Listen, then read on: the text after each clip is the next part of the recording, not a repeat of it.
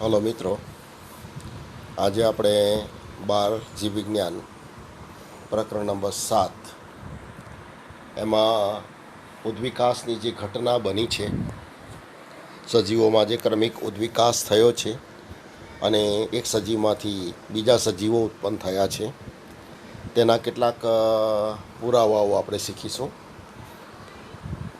ઉદ્વિકાસના જે પુરાવાઓ છે એમાં અશ્મિના પુરાવાઓ, ગર્ભ વિજ્ઞાનના પુરાવાઓ, રચના સદસ અંગોના પુરાવાઓ અને કાર્ય સદસ અંગોના પુરાવાઓ ઉપરાંત જૈવ રાસાયણિક ઘટકોના પુરાવાઓ, આ પુરાવાઓ પરથી ઉદ્વિકાસની ઘટના બની છે, ઉદ્વિકાસ થયો છે એની માહિતી પ્રાપ્ત થઈ છે.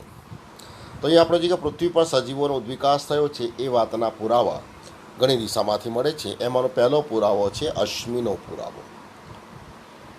તો અશ્મિ એટલે શું? તો પૃથ્વી પર વારંવાર પર્યાવરણમાં ફેરફાર થયો છે, ધરતીકંપો થયા છે, એને કારણે ઘણા બધા વિસ્તારો દટાઈ ગયા. એમાં ઘણા બધા જે સજીવો વસવાટ કરતા હતા તે સમયગાળાના તે પણ દટાઈ ગયા. આ પ્રક્રિયા વારંવાર થઈ, એને કારણે એ સજીવોના જે દટાઈ ગયેલા ભાગો છે એના પર દબાણ આવ્યું અને દબાણને કારણે સખત ભાગો પર એની છાપ મળી આવે અથવા એના કોઈ અવશેષો મળી આવે તો એને અશ્મિ તરીકે ઓળખવામાં આવે છે. તો ભૂતકાળમાં અસ્તિત્વ ધરાવતા અને જમીનમાં દટાઈ ગયેલા સજીવો ખોદકામ દરમિયાન સખત ભાગોની છાપ મળી આવે ખડકો પર અથવા એના અવશેષો મળી આવે અને ઠંડા પ્રદેશો હોય તેના દેહ મળી આવે, એને અશ્મિઓ તરીકે ઓળખવામાં આવે છે. અને અશ્મિને ઉદ્વિકાસના જીવંત પુરાવા તરીકે ઓળખવામાં આવે છે. આ અશ્મિ જીવન સ્વરૂપના સખત ભાગો છે જે ખડકો એમાં જોવા મળે છે, ખડકોની વચ્ચે જોવા મળે છે અને પૃથ્વીના સ્તરોનો છેદ આપણે લેવામાં આવે, એનો અભ્યાસ કરવામાં આવે તો આ સ્તરો એકની ઉપર એક ગોઠવાયેલા છે, જે પૃથ્વીના લાંબા સમયના ઇતિહાસ દરમિયાન આ સ્તરો ગોઠવાયેલા છે અને એની જાણકારી રેડિયો એક્ટિવ સંસ્થાનિકોની મદદથી મેળવી શકાય છે. તો આ રીતે વિવિધ વયના અવસાદી ખડકો એટલે જુદા જુદા સમયગાળાના જે અવસાદી ખડકો મળી આવે છે એમાં જીવન સ્વરૂપના અશ્મિઓ એ ખડકો ધરાવે છે. તો જ્યારે આ ખડકોનું નિર્માણ થયેલું ત્યારે એ વખતે અસ્તિત્વ ધરાવતા સજીવો એમાં દટાઈ જવાને કારણે એનું મૃત્યુ થયું હશે. તેમાંના કેટલાક આધુનિક સજીવો સાથે હજુ પણ સામ્યતા ધરાવતા હોય છે. તો આ રીતે વિવિધ અવસાદી સ્તરોના અશ્મિઓનો અભ્યાસ તે સમયે અસ્તિત્વ ધરાવતા સજીવો એની અવધિ દર્શાવે છે અને રેડિયોએક્ટિવ સમસ્થાનિકોની મદદથી, કાર્બનના સમસ્થાનિકો, ઓક્સિજનના સમસ્થાનિકો, એની મદદથી આ ખડકો કેટલા જૂના છે એની જાણકારી મેળવવામાં આવે છે અને એ ખડક જેટલા જૂના હોય તેમાં જે અશ્મિઓ પ્રાપ્ત થાય છે એ અશ્મિ પણ એટલા જ જૂના સમયના ગણવામાં આવે છે. તો આ રીતે ખોદકામ દરમિયાન જુદા જુદા સમયગાળાના અશ્મિઓ પ્રાપ્ત થાય તો એના પરથી કયા સજીવનો ઉદ્વિકાસ કઈ દિશામાં થયો છે તેની માહિતી સરળતાથી પ્રાપ્ત થાય છે. તો આ રીતે અશ્મિઓ એ ઉદ્વિકાસના જીવંત પુરાવા તરીકે ઓળખાય છે. એ ઉપરાંત આપણે લઈએ બીજા જે પુરાવા છે ઉદ્વિકાસમાં, એ ગર્ભવિદ્યાકીય પુરાવાઓ. અર્નેસ્ટ હેકલ અવૈજ્ઞાનિકના અવલોકન પ્રમાણે પૃષ્ઠવંશી પ્રાણીઓમાં કેટલાક લક્ષણો ગર્ભીય તબક્કા દરમિયાન સમાન જોવા મળે છે, પણ આ લક્ષણો કદાચ પુખ્ત પ્રાણીમાં જોવા મળતા નથી. તો એના પરથી કહી શકીએ કે આ સજીવો સમાન પૂર્વજ ધરાવે છે. તો આ રીતે દાખલા તરીકે આપણે જોઈએ માછલી કે જેની અંદર કંઠનાલીય ઝાલર ફાટો જોવા મળે છે. માછલીની અંદર કંઠનાલીય ઝાલર ફાટ, શીર્ષની પાછળ ઝાલર ફાટ જોવા મળે છે. એ ફક્ત મત્સ્યમાં જ ક્રિયાશીલ છે, અન્ય પૃષ્ઠવંશીઓમાં ક્રિયાશીલ નથી. છતાં આ બધા પ્રાણીઓના ગર્ભ વિકાસનો જો તુલનાત્મક અભ્યાસ કરવામાં આવે તો ગર્ભ વિકાસના તબક્કા દરમિયાન આ સજીવોમાં ઝાલર ફાટવાળી અવસ્થા જોવા મળે છે. જો પુખ્ત પ્રાણીમાં ઝાલર ફાટ જોવા મળતી ન હોય તેના ગર્ભ વિકાસમાં એનું કોઈ કામ જ નથી. છતાં આ દરેક પ્રાણીઓના ગર્ભ વિકાસના એક તબક્કા દરમિયાન ઝાલર ફાટ જોવા મળે છે. તે શું સૂચવે છે કે દરેક સજીવ પોતાના ગર્ભ વિકાસ દરમિયાન, એટલે કે પોતાના વિકાસ દરમિયાન એના જાતિના ઉદ્વિકાસના ઇતિહાસનું પુનરાવર્તન કરે છે. એટલે એની જાતિનો ઉદ્વિકાસ જે દિશામાં થયો હોય એનું ગર્ભ વિકાસના તબક્કાઓમાં પુનરાવર્તન જોવા મળે. એટલે ભલે મત્સ્ય સિવાયના અન્ય પૃષ્ઠવંશીઓ હાલના તબક્કે ઝાલર ફાટ ધરાવતા નથી, પણ એના ગર્ભ વિકાસના એક તબક્કામાં ઝાલર ફાટો જોવા મળે છે. એ સૂચવે છે કે એના પૂર્વજો ઝાલર ફાટો ધરાવતા હશે. એટલે આ બધા સજીવો સમાન પૂર્વજમાંથી ઉત્પન્ન થયા હશે. તો આ ગર્ભ વિકાસના તુલનાત્મક અભ્યાસ પરથી આ વસ્તુનો સરળતાથી ખ્યાલ આવી શકે.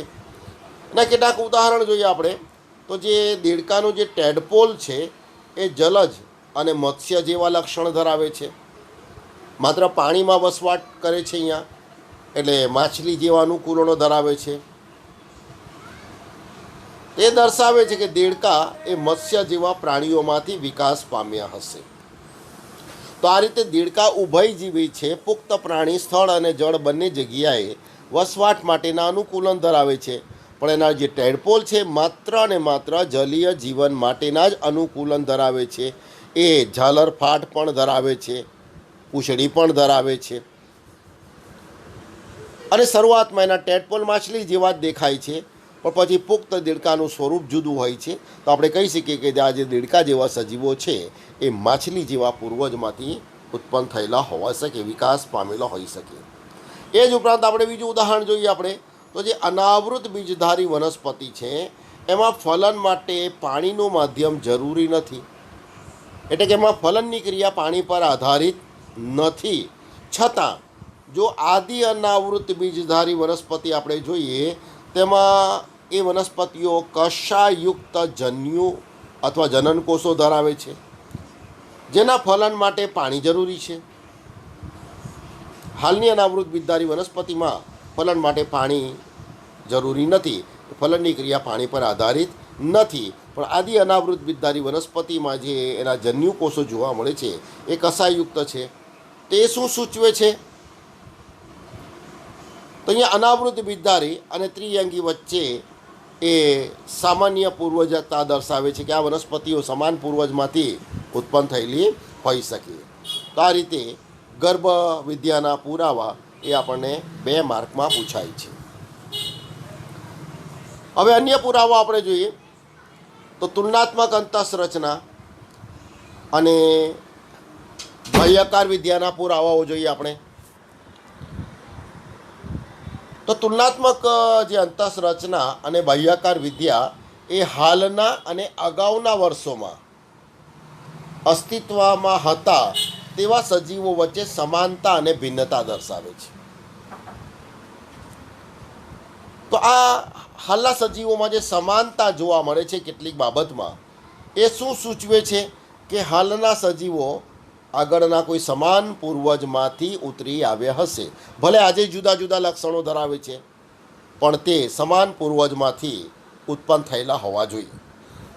તો આ જે તુલનાત્મક અંતઃસંરચના છે એમાં રચના સદસ અંગો પણ આવે છે, રચના સદસ અંગોના પુરાવા પણ છે અને કાર્ય સદસ અંગોના પુરાવા પણ છે.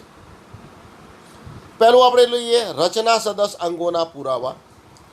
તો રચના સદસ અંગો એટલે હાલમાં કેટલાક પ્રાણીઓની અંગની કેટલીક રચનાઓમાં સમાનતા જોવા મળે છે. પણ એના એ અંગો જુદા જુદા કાર્યો માટે અનુકૂલિત થયેલા છે. તો હાલમાં એ અંગો જુદા જુદા કાર્યો કરે છે, પણ એની રચનાકીય સમાનતા એ શું સૂચવે છે કે આ બધા જ સજીવો કોઈ સમાન પૂર્વજમાંથી ઉત્પન્ન થયેલા હોવા જોઈએ. દાખલા તરીકે વ્હેલ આપણે લઈએ, ચામાચીડિયું લઈએ, ચિત્તો લઈએ અને માનવી લઈએ. આ બધા જ સસ્તન વર્ગના પ્રાણીઓ છે, જુદા જુદા લક્ષણ ધરાવે છે. અહીંયા આપણે જોઈએ પણ તેમાં અગ્રા ઉપાંગના અસ્થિઓની જે રચના છે એમાં સમાનતા જોવા મળે છે. પણ આ દરેક પ્રાણીઓમાં અગ્રા ઉપાંગ ભિન્ન કાર્યો કરે છે. તો એ રીતે એની અંતઃરચનાકીય સમાનતા એ શું સૂચવે છે કે આ બધા જ પ્રાણીઓ કોઈ સમાન પૂર્વજમાંથી ઉત્પન્ન થયેલા હોવા જોઈએ. આ બધા જ પ્રાણીઓ કોઈ સમાન પૂર્વજમાંથી ઉત્પન્ન થયેલા હોવા જોઈએ. દાખલા તરીકે આપણે આગળ પણ શીખીશું કે આ બધા પ્રાણીઓમાં અગ્ર ઉપાંગના અસ્થિઓ આપણે લઈએ તો આગળ માનવીના અસ્થિઓમાં પણ આવશે કે અગ્ર ઉપાંગના અસ્થિઓ કયા ક્રમમાં ગોઠવાયેલા છે. તો અગ્ર ઉપાંગમાં સૌથી પહેલું અસ્થિ છે ભુજાસ્થિ. ત્યારબાદ કોણીથી કાંડા સુધીનું જે અસ્થિ છે અર્ય પ્રકોષ્ઠાસ્થિ. કાંડાના ભાગમાં ગોળ મણકા જેવા અસ્થિઓ આવે છે જેને મણિબંધાસ્થિ તરીકે ઓળખવામાં આવે. ત્યારબાદ હથેળીના અસ્થિઓ મણિબંધાસ્થિની પાછળ આવેલા લાંબા અસ્થિઓ જેને પશ્ચ મણિબંધાસ્થિઓ તરીકે ઓળખવામાં આવે છે. અને પછી આંગળીના અસ્થિઓ જેને અંગુલાસ્થિઓ કહે છે. તો વ્હેલમાં, ચામાચીડિયામાં, ચિત્તામાં અને માનવીમાં આ બધા જ અસ્થિઓનો ક્રમ એક સમાન જોવા મળે. ભલે કદ નાનું મોટું હોઈ શકે પણ આ અસ્થિઓ દરેક પ્રાણીમાં જોવા મળે છે, આ જ ક્રમમાં ગોઠવાયેલા હોય છે. આને આપણે સમાન રચના ધરાવતા પ્રાણીઓ કહીશું. તો આ જે અંગોનો વિકાસ સમાન છે પણ એ જુદી જુદી જરૂરિયાત મુજબ એ અનુકૂલિત થયેલા છે.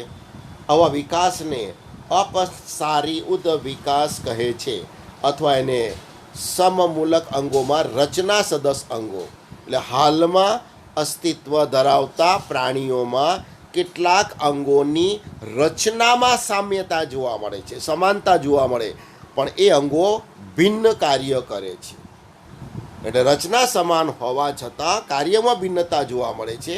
એટલે એને આપણે રચના સદસ અંગો કહીશું અથવા આવો ઉદ્વિકાસ જુદી જુદી દિશાના કાર્ય માટે થયેલો છે એટલે અપસારી ઉદ્વિકાસ કહે છે.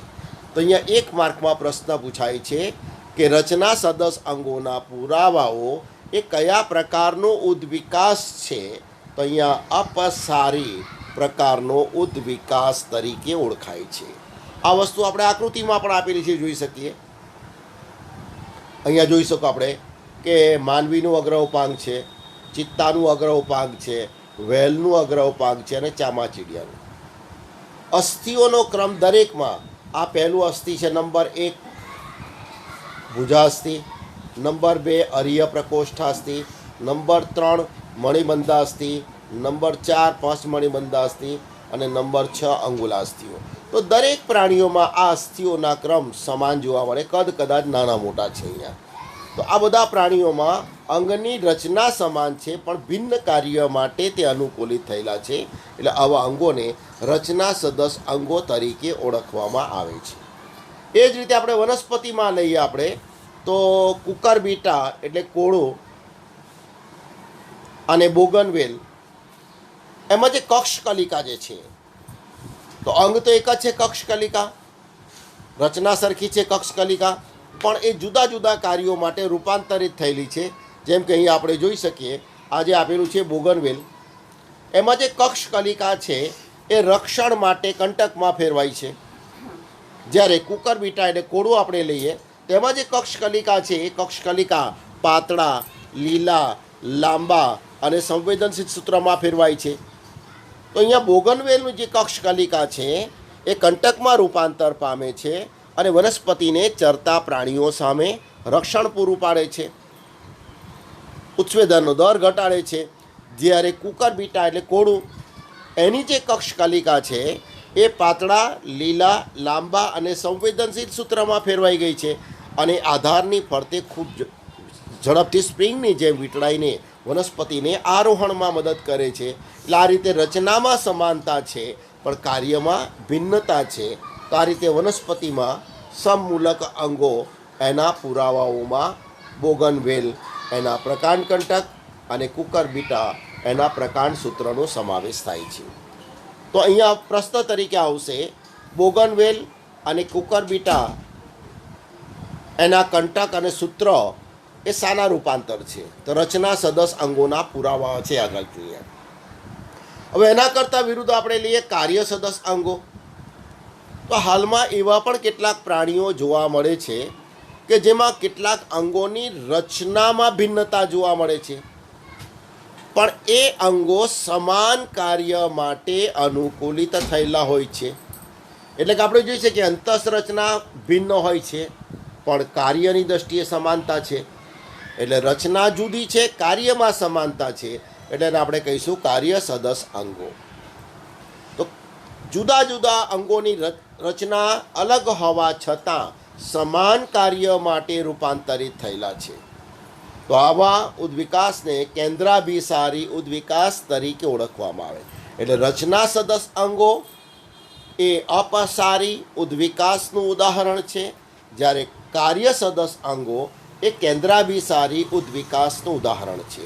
રચના સદસ અંગોમાં રચનામાં સમાનતા છે, કાર્યમાં ભિન્નતા છે, જ્યારે કાર્ય સદસ અંગોમાં રચનામાં ભિન્નતા છે, કાર્યમાં સમાનતા છે. અહીંયા અને એના ઉદાહરણ આપણે લઈએ તો હાલમાં આપણે પક્ષીની પાંખ જોઈએ, પતંગિયાની પાંખ જોઈએ, ચામાચીડિયાની પાંખ જોઈએ, બરાબર. તો આ બધાની પાંખ ઉડવામાં મદદરૂપ થાય છે, પણ એમાં રચનાકીય ભિન્નતા જોવા મળે.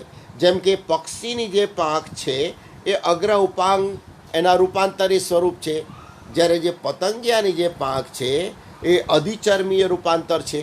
અધિચર્મ એટલે ત્વચાના નીચેના ભાગમાંથી આ પાંખનું નિર્માણ થયેલું છે. તો આ રીતે રચના ભિન્ન હોવા છતાં સમાન કાર્ય માટે એ અનુકૂલિત થયેલા છે. તો આવા ઉદ્વિકાસને કેન્દ્રાભિસારી ઉદ્વિકાસ કહીશું, અને કાર્યમાં સમાનતા છે એટલે આવા અંગોને આપણે કાર્ય સદસ અંગો તરીકે ઓળખીશું.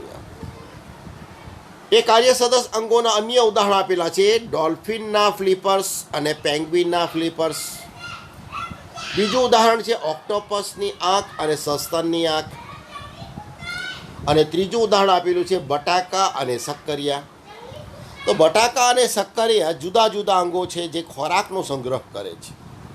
એટલે કાર્ય સરખું છે, બંનેમાં ખોરાકનો સંગ્રહ થાય છે.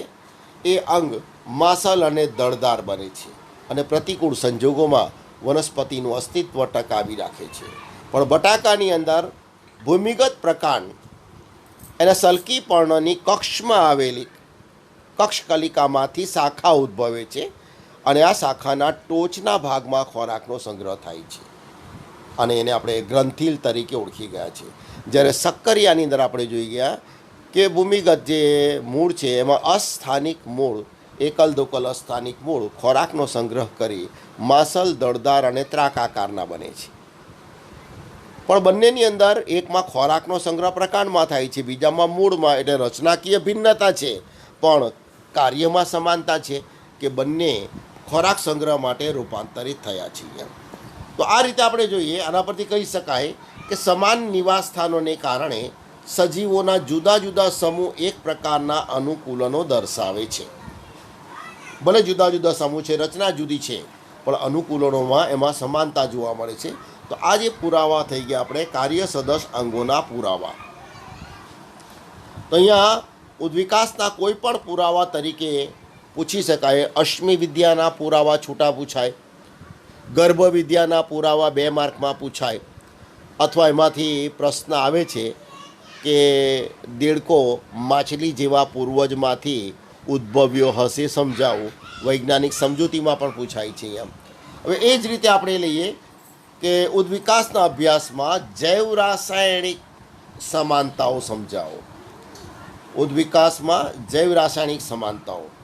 તો આપણે જૈવ રાસાયણિક જે પ્રક્રિયાઓ સજીવમાં થાય છે એમાં સમાનતા જોવાની છે અહીંયા. તો આગળ આપણે જનીન વિદ્યામાં જોઈ ગયા છે કે ડીએનએ દ્વારા, ડીએનએ એટલે એના પર રંગસૂત્રો ડીએનએના બનેલા છે, એના પર જનીનો આવેલા છે અને આ જનીનો દ્વારા પ્રોટીનનું નિર્માણ થાય છે. તો એના માટે આપણે જોઈ ગયા કે સૌથી પહેલાં ડીએનએની જે બે શૃંખલાઓ છે નિર્બળ હાઇડ્રોજન બંધ વડે જોડાયેલી હોય છે. ઉત્સેચકની મદદથી બે નિર્બળ હાઇડ્રોજન બંધ એને તોડી નાખવામાં આવે, બંને શૃંખલાઓ છૂટી પડી જાય છે. છૂટી પડેલી શૃંખલા એ ટેમ્પલેટ શૃંખલા તરીકે ઓળખાય છે અને આ ટેમ્પલેટ શૃંખલા દ્વારા સૌપ્રથમ mRNAનું નિર્માણ થાય છે. આ ક્રિયાને આપણે પ્રત્યાંકન તરીકે ઓળખી ગયા. પ્રત્યાંકન પામેલ mRNA કોષ કેન્દ્રમાંથી બહાર આવે છે અને કોષ રસમાં રિબોઝોમ પર આવીને ગોઠવાય છે અને ત્યાં આપણે જોઈ ગયા છે ભાષાંતરની ક્રિયા થાય છે કે mRNA પર રહેલા સંકેત મુજબ એમિનો એસિડ વિવિધ tRNA દ્વારા લાવવામાં આવે છે અને પ્રોટીનનું નિર્માણ થાય છે. તો આ રીતે પ્રોટીન અને જનીનોની જે કાર્યશૈલી છે એ બધા જ સજીવોમાં સમાન જોવા મળે છે. તો આ પ્રોટીન જે જનીનો દ્વારા બને છે એની કાર્યપ્રણાલી બધા સજીવોમાં સમાન છે. એ શું સૂચવે છે કે બધા જ સજીવો સમાન પૂર્વજ ધરાવતા હોવા જોઈએ. તો આ રીતે આ જૈવ રાસાયણિક સમાનતાઓ એ પણ સમાન પૂર્વજવાળી વાતને સમર્થન આપે છે. અને એનું ઉદાહરણ આપણે લઈએ, દાખલા તરીકે મનુષ્ય એના ડીએનએ લઈએ, આપણે ચિમ્પાન્ઝીના ડીએનએ લઈએ, તેમાં ફક્ત કેટલો તફાવત છે? માત્ર 1.8% તફાવત છે. તો અહીંયા 1 માર્કમાં પ્રશ્ન પૂછાશે અહીંયા MCQની અંદર કે મનુષ્ય અને ચિમ્પાન્ઝી એના ડીએનએમાં કેટલા ટકાનો તફાવત જોવા મળે છે. એ ઉપરાંત આપણે જઈએ તો આ જે જનીનોના ક્રમ છે એ ન્યુક્લિયોટાઇડના ક્રમ, એમાં એડેનિન, ગ્વાનિન, સાઇટોસિન અને થાઇમિન એ ચોક્કસ ક્રમમાં હોય છે. તો આ બંને સજીવોમાં સાઇટોક્રમના અનુક્રમમાં કોઈ ફેર નથી. સાઇટોક્રમનો અનુક્રમ ચિમ્પાન્ઝીમાં જેવો છે એવો જ અનુક્રમ માનવીમાં જોવા મળે છે. તો આ રીતે સાઇટોક્રમના અનુક્રમમાં પણ ફેર નથી, સૂચવે છે કે આ બંને સજીવો કોઈ સમાન પૂર્વજમાંથી ઉત્પન્ન થયેલા હોવા જોઈએ. એ ઉપરાંત આપણે સજીવના બંધારણીય જે પ્રોટીન છે એમાં એક્ટિન પ્રોટીન છે, ટ્યુબ્યુલિન પ્રોટીન છે, એની જે અણુરચના છે બધા જ પ્રાણીઓમાં સમાન છે. Actin protein, tubulin protein. Actin આપણે જોઈ ગયા સ્નાયુમાં જોવા મળે છે, જેમાં સ્નાયુમાં આપણે બે પ્રકારના પ્રોટીન જોઈ ગયા આપણે, એ બીમ અને આઈ બીમ, જેમાં જે દ્વિતીયક સૂક્ષ્મ તંતુઓ છે એ એક્ટિન પ્રકારના પ્રોટીનના બનેલા છે.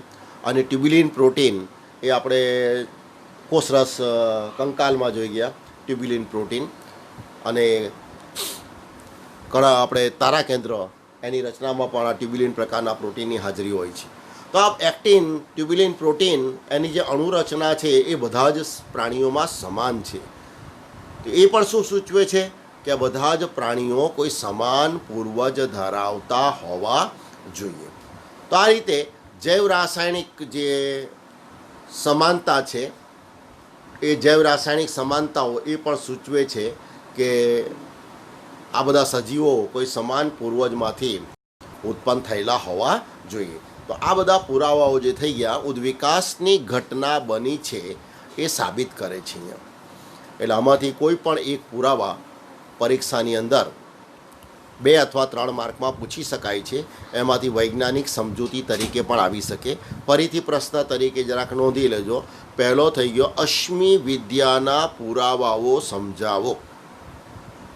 અશ્મિ વિદ્યા, ઉદ્વિકાસની ઘટના દર્શાવતા અશ્મિ વિદ્યાના પુરાવાઓ સમજાવો. અથવા અશ્મિ ઉદ્વિકાસના જીવંત પુરાવા છે સમજાવો. આ રીતે પણ પૂછાય. બીજો પ્રશ્ન આપણે જોઈએ ગર્ભવિદ્યાના પુરાવાઓ ઉદ્વિકાસની ઘટના માટેના, અને એમાં પણ વૈજ્ઞાનિક કારણ આપણે જોઈ ગયા કે દેડકો માછલી જેવા પૂર્વજમાંથી ઉદ્ભવ્યો હશે સમજાવો. અને ત્રીજો ખૂબ મહત્ત્વનો પ્રશ્ન જોઈ ગયા આપણે રચના સદસ અંગો અને કાર્ય સદસ અંગો. તેમાં કયામાં અભિસારી પ્રકારનો ઉદ્વિકાસ છે, કયામાં અપસારી પ્રકારનો ઉદ્વિકાસ છે પૂછાય. અને રચના સદસ અંગોના પુરાવા ઉદાહરણ સહિત સમજાવો. કાર્ય સદસ અંગોના પુરાવા ઉદાહરણ સહિત સમજાવો.